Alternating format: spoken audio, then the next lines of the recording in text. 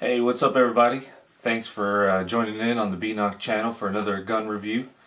Today we're going to be reviewing the Heritage Single Action 22LR 6-shooter. And let's get started. As you open the box, you'll see that there are a couple of literature in there. You see Uncle Si, he's promoting his gun.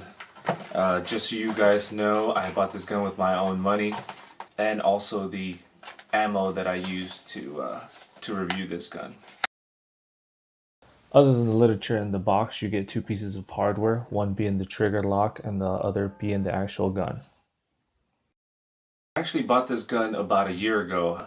I had a gift card for $60, so I ended up actually paying the difference of $40 for this gun. It's a 6.5-inch barrel, 1215 steel. Connects to an aluminum body. I think that the combination of both is what gives it a good weight and good feel to it. It's 33.4 ounces, which makes it roughly a little bit less than 2 pounds.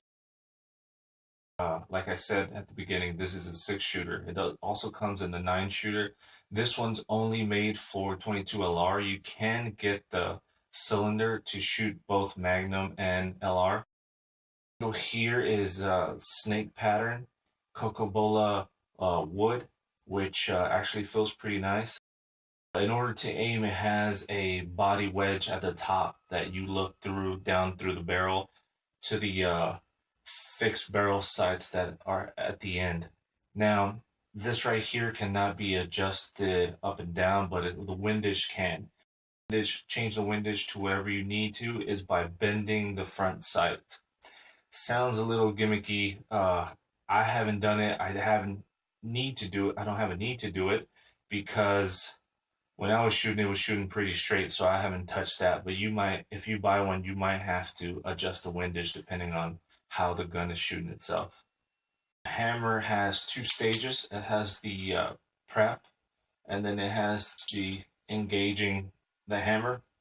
What makes the hammer pretty cool is that it's gripped. The grip actually looks pretty nice. A little bit less than half. This allows you to move the cylinder as you please in order to load or unload the gun. Then you pull it all the way back to engage it. And what makes this easy is the threaded hammer. Looks pretty nice actually. Looks like it was machined really nice. Also, if you're going to disengage the hammer, you just pull it all the way back, pull the trigger just like you would do any gun, and work it all the way to the front. In order to load it, the body hinge allows you to move it to the outside and then makes it easier for you to load or unload. And the way that you make it easy unload, it has a spring on the barrel that you push back, and as you push it back, the casing falls out of the gun. The last thing to talk about is the safety mechanism. The safety mechanism's on the left side, which you pull down, and once you pull down, you see the red dot. The red dot indication, like any other gun, is that it's ready to fire. Now, if I was a left or right-handed person, this is definitely probably easier for a right-handed person. Also, when pulling these hinges, sometimes they get caught, sometimes they don't. The spring also sometimes get caught and sometimes it doesn't. The safety mechanism is a little bit easy to disengage, but it's hard to re-engage. Sometimes I have to use both hands. When we talk about hand and feel, also notice how I have medium to small hands, and the grip is probably as big as it goes. So if you have bigger hands than this probably is not going to work out for you. Now we come to the most important part of this review. How does it shoot? And the multiple times that I've shot this gun, it's shot pretty straight.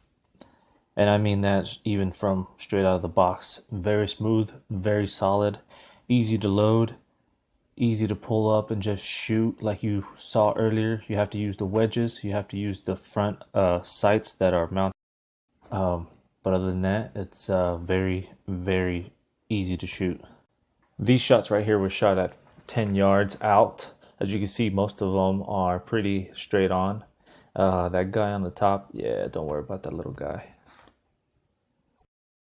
we're done talking about how it shoots. Now it's time to talk about the 4 pillars. Looks and feel. And feel to me, that's an A+ right there. The weight is really, really good. Even though it's a 22, the weight still feels really, really good. The feel of the grips, the wood, and the wood pattern of the snake is very, very well. I don't think that this will ever fall out of my hands. Looks wise, this as a prop gun, I think is pretty awesome. Now, let's talk about reliability. Do I think every time I pull back on the trigger on the single action gun, will it fire? Absolutely. I have no concerns that it will not fire. So I give it a good grade when it comes to reliability. Functionality, this is where it struggles a little bit. Nobody's going to be using this gun as a self-defense gun. I wouldn't recommend it. I wouldn't use it. As I was talking about earlier, remember the hinges sometimes catching, sometimes making it difficult to work with one hand. We go to the last pillar, and the last pillar is price. What do I think about the price? I think it's awesome. Not only do I think it's awesome, sometimes it's even free. Let me talk more about that. When we talked about at the beginning of the video, we talked about that this cost me $100, which really it only cost me 40 because I had a gift card or whatever. Okay, I've seen it as expensive as $160, and I've seen it as cheap as 100.